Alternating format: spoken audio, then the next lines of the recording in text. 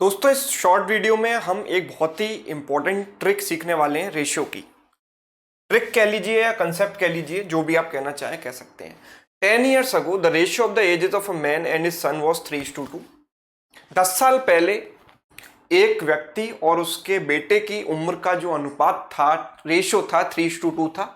Now which of the following can not be the ratio of their edges 5 years from now. आज से 5 साल बाद उनके edges का रेशियो क्या नहीं हो सकता, कैन नॉट बी। ठीक है, तो अगर ये कंसेप्ट आपको आता है तो आप इस क्वेश्चन को बहुत आराम से कर सकते हैं। देखिए कंसेप्ट क्या है। कंसेप्ट है कि proper fraction and improper fraction, दो तरह के फ्रैक्शंस होते हैं हमारे पास। एक होता है प्रॉपर और दूसरा होता है इम्प्रॉपर।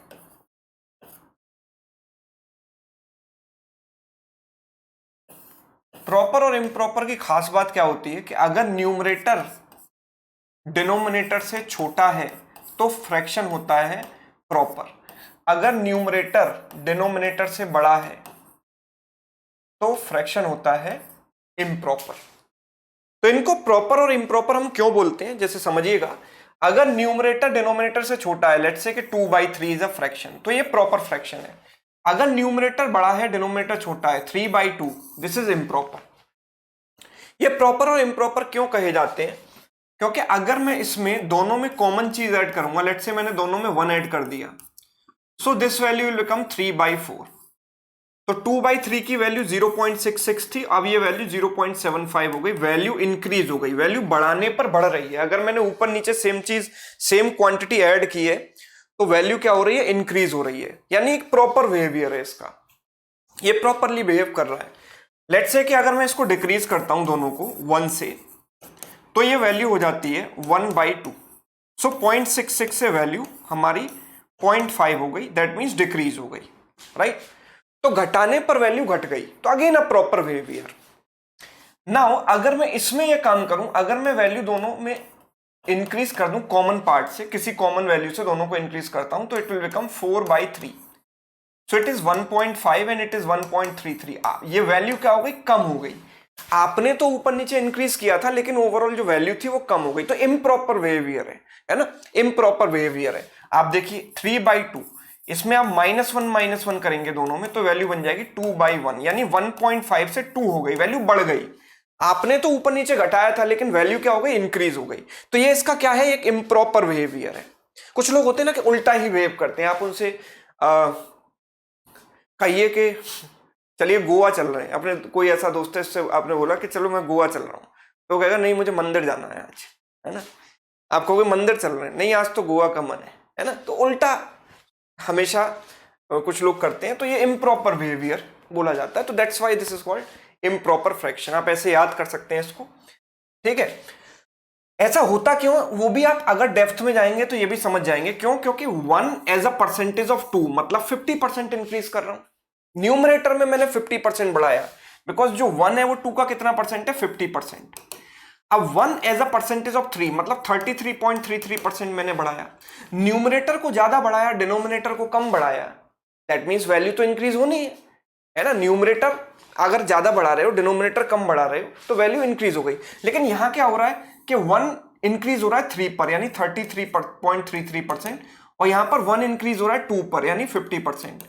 तो मैंने देखा कि न्यूमरेटर तो कम बढ़ा, कम परसेंटेज से बढ़ा है, डिनोमिनेटर हाई परसेंटेज से बढ़ा दिया। डिनोमिनेटर हाई परसेंटेज से बढ़ा दिया, डेफिनेटली वैल्यू क्या हो जाएगी, डिनोमिनेटर के ज्यादा बढ़ने से वैल्यू कम हो जाती है। तो that's why this value is decreasing, ठीक है। तो ये इसके पीछे का रीजन है, ठीक। तो अब यही कंसेप्ट अगर मैं इस क्वेश्चन पर अप्लाई करूंगा तो देखिएगा कैसे करूंगा। ये सवाल मेरे पास क्या है, 10 साल पहले मैन और सन का जो रेशियो था वो 3/2 था। 5 साल बाद क्या नहीं हो सकता, मतलब अगर मैं इसमें 5 ऐड करूंगा दोनों, मतलब 15 ऐड करूंगा। इनफैक्ट भाई 10 साल पहले की एज आपकी और 5 साल बाद की एज, दोनों में 15 का गैप आ गया ना। 10 साल पहले और 5 साल बाद 15 का गैप आ गया। दोनों में अगर मैं 15 इंक्रीज करूंगा तो ये कैसा फ्रैक्शन है, इम्प्रॉपर फ्रैक्शन है। यस और नो, इम्प्रॉपर फ्रैक्शन है। समझ पा रहे हैं इस बात को? ये प्रॉपर नहीं है, इम्प्रॉपर, क्योंकि न्यूमरेटर बड़ा है, डिनोमिनेटर छोटा है, इम्प्रॉपर है। यानी कि 1.5 इसकी वैल्यू, 3/2 यानी कि 1.5। और अगर इम्प्रॉपर फ्रैक्शन में दोनों में आप कोई वैल्यू, कॉमन वैल्यू ऐड करते हो, तो वैल्यू क्या होगी, डिक्रीज होगी। मतलब ये वैल्यू लेस देन 1.5 आनी चाहिए। एग्री कर रहे हैं इस बात से कि ये वैल्यू लेस देन 1.5 आनी चाहिए, क्योंकि वैल्यू डिक्रीज होनी चाहिए। इम्प्रॉपर फ्रैक्शन है, दोनों में इंक्रीज करने पर ओवरऑल वैल्यू डिक्रीज हो जाएगी। तो मतलब 5 साल बाद जो रेशियो होगा वो 1.5 से कम होगा। तो अगर मैं 6/5 की वैल्यू देखूं, ये दिस इज 6:5, 6/5 मतलब 1.2, ठीक है। सो दिस इज पॉसिबल, लेकिन हमसे पूछा कैन नॉट बी, मतलब विच इज इम्पॉसिबल। 7/3 अगर हम देखें, 7/3 मतलब 2.33, ठीक है, 2.33 नहीं पॉसिबल है, ये पॉसिबल नहीं है, क्योंकि ये लेस देन 1.5 नहीं, 1.5 से बड़ा है। 8/7 देखेंगे, 8/7 इज 1.1 अराउंड, तो ये तो पॉसिबल है। 11/9 अगर देखें तो 11/9 इज अगेन 1.2, ठीक है, 1.2, तो ये भी पॉसिबल है, 1.5 से छोटा है। तो मतलब कौन सी वैल्यू पॉसिबल नहीं है? ऑप्शन बी, ठीक है। तो अगर आपका ये कंसेप्ट प्रॉपर और इम्प्रॉपर फ्रैक्शन वाला कंसेप्ट अगर क्लियर है, तो इस क्वेश्चन को आप केवल ऑब्जर्वेशन से सॉल्व कर सकते हैं आराम से, ठीक है। तो होपफुली प्रॉपर और इम्प्रॉपर फ्रैक्शन में जो डिफरेंस है वो क्लियर हुआ होगा, और उसको क्वेश्चंस में कैसे अप्लाई करें, उसके ऊपर क्वेश्चन किस टाइप का बन सकता है वो भी आपको क्लियर हुआ होगा, ठीक है। चलिए, तो बताइएगा जरूर कि सेशन आपको कैसा लगा, और ऐसे ही और वीडियोस के लिए Sumit sir academy YouTube channel को सब्सक्राइब कर लीजिए। Thank you so much.